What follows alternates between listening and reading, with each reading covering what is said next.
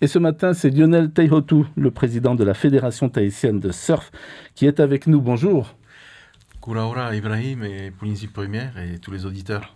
Alors, les compétitions sportives ont repris dans à peu près toutes les disciplines. Le surf n'échappe pas, bien sûr, à la règle. Lundi prochain, à Rangiroa, aura lieu la Rairoa Haurui.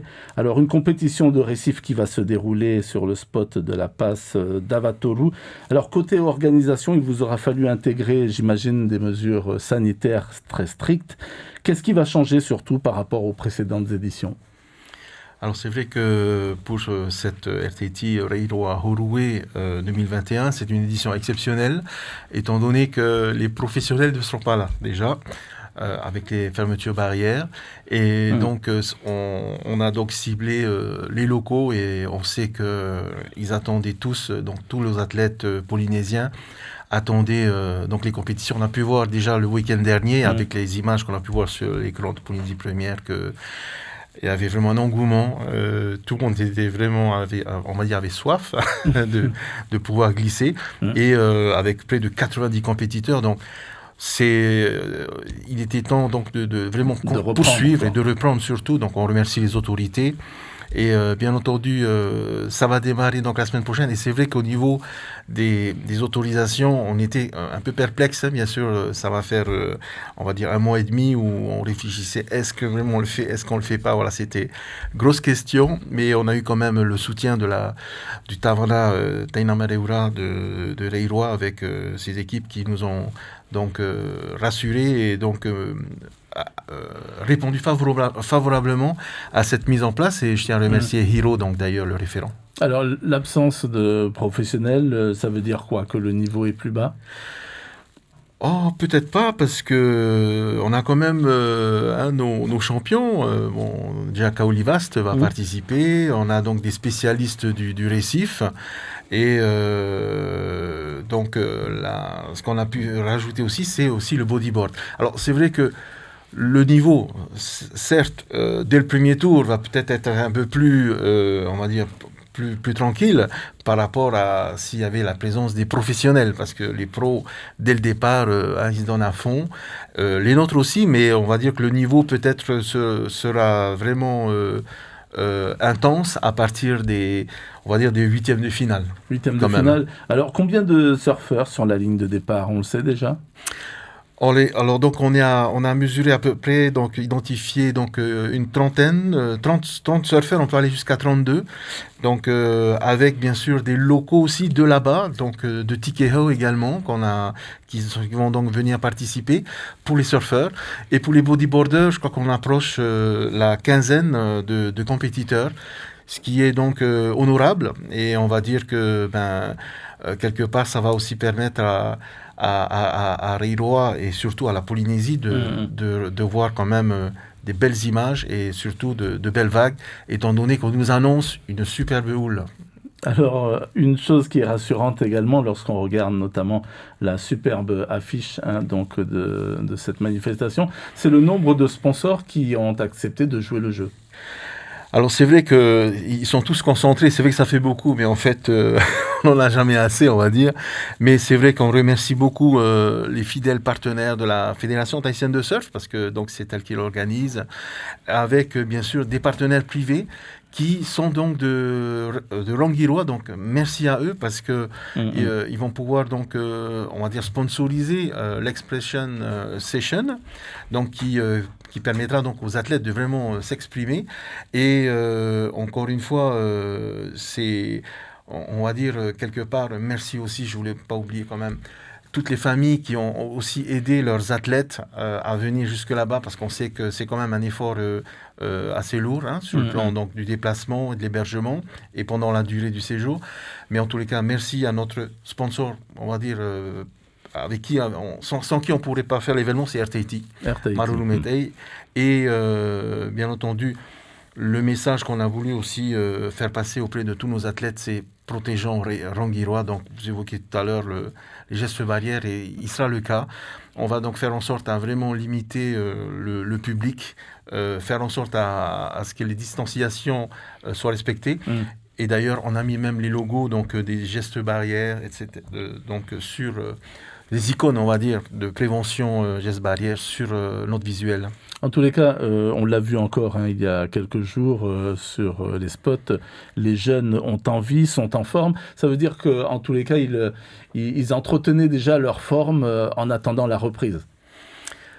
Oui, là c'est sûr. Et d'ailleurs, merci. Donc, on connaît, il y a eu un moment, on va dire, l'année dernière où on pouvait même plus aller à l'eau. Et donc, on a pu éviter cela. Encore un grand merci. Et c'est vrai que peut-être ce sport a pu être privilégié comme les sports de glisse et sur l'eau, jusqu'à la pirogue ou la voile, etc. Mais c'est vrai que d'autres sports ont été quand même pénalisés. Et forcément, on remercie que quelque part tout a pu reprendre. Et donc, on souhaite que tout le monde puisse vraiment se protéger et respecter, on va dire, les autres surtout. Les autres. Alors, pour parler de cette compétition proprement dite, ça démarre lundi. À quel moment, à quelle heure ? Alors, encore merci pour Polynésie Première qui va assurer le direct live, Facebook Live, et donc ça c'est génial, ça a été fait par le passé.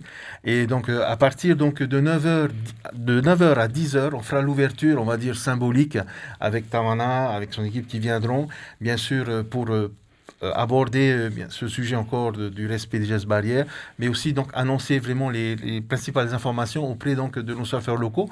Il y en a certains qui n'ont jamais participé à cette compétition, donc c'est le moment de leur dire attention les gars, choisissez bien vos vagues et c'est quand même du récif, on n'est pas à la plage, donc faut faire attention. Et donc ça sera donc de 9h jusqu'à 10h. Ensuite, on verra comment les conditions seront. Si on lance vraiment, parce que les vagues, du coup, elles sont là, peut-être qu'on démarrera, donc lundi après-midi.